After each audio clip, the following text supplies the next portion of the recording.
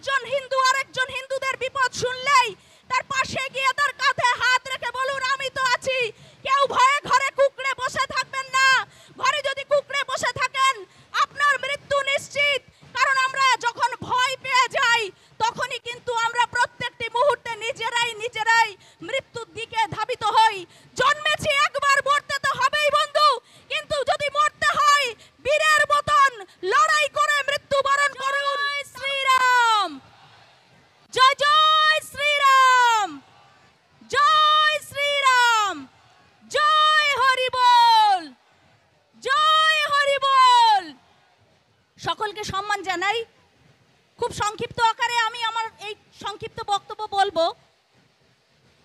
আজ আমরা সনাতনী, আজ আমাদের যেভাবে সমগ্র পশ্চিমবঙ্গ জুড়ে যেভাবে হিন্দু নিধন করা হচ্ছে, বেছে বেছে সনাতনীদের যেভাবে হিন্দু নিধন করা হচ্ছে, সেক্ষেত্রে আমাদের কিন্তু আর ঘরে বসে থাকবার সময় নেই।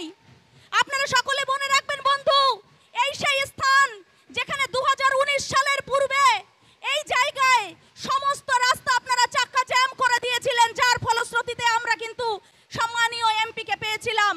এই সেই স্থান যেই জায়গা থেকে আমাদের লড়াইয়ের প্রতিধ্বনি সূচিত হয়, আর সেই জায়গায় আমরা প্রত্যেকে আজ আবার একত্রিত হয়েছি। তাই বলি বন্ধু, প্রত্যেক হিন্দু, প্রত্যেক সনাতনী প্রস্তুত হন। যারা শরীয়ত আইন নিয়ে লাফালাফি করছেন, যারা জেহাদি মুসলিমদের বিরুদ্ধে কথা বলতে চাইছেন, যদি কোনো মুসলিম বন্ধু আমার কণ্ঠস্বর তার কান অবধি পৌঁছায়, তাকে বলবো আপনি যদি ওই জেহাদি মুসলিমদের বিরুদ্ধে থাকেন তাহলে পথে বেরিয়ে আসুন, না হলে কিন্তু এর ফলশ্রুতি খুব একটা ভালো হবে না। কারণ আমরা কিন্তু সনাতনীরা দেয়ালে পিঠ থেকে আর বসে থাকবো না।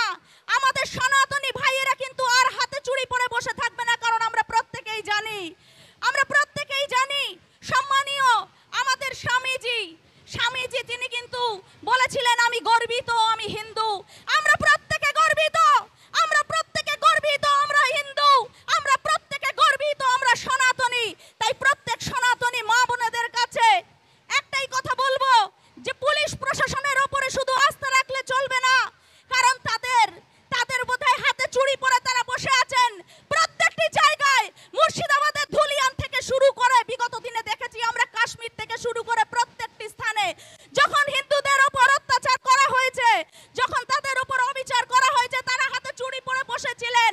কোনো প্রোটেকশন তারা দেননি, আর প্রোটেকশন দেননি বলেই তাদের উপর কোনো আস্থা আমাদের নেই।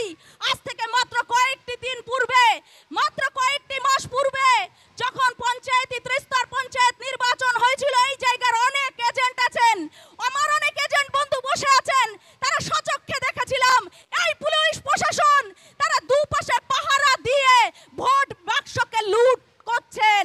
তাই তাদের প্রতি আমাদের বিশ্বাস নেই, তাদের প্রতি আমরা আস্থা রাখতে পারছি না। আমরা প্রত্যেকে তৈরি বন্ধু, প্রত্যেকে তৈরি থাকুন। বিপদ যদি আপনাদের কাঁধে এসে আছড়ে পড়ে তাহলে প্রত্যেক বন্ধুকে লড়াইয়ের ময়দানে লড়তে হবে এবং হাতে চুড়ি পরে বসে থাকলে হবে না। যদি প্রয়োজন হয় অস্ত্রের বিরুদ্ধে অস্ত্র তুলে নিতে হবে বন্ধু। সেই দিন কিন্তু আমাদের এসে গেছে, সেই দিন কিন্তু আর বেশি দূরে নেই। অনেকে ভাবছিলেন বাংলাদেশ থেকে তো পালিয়ে এসছেন, তারপরে দেখলেন কাশ্মীর থেকে তো পালিয়ে এসছেন, তারপরে দেখলেন মুর্শিদাবাদের ধুলিয়ান, যা কখনো আপনারা স্বপ্নেও কল্পনা করতে পারেননি। তাই বলি জাত পাত ধর্ম ভেদাভেদ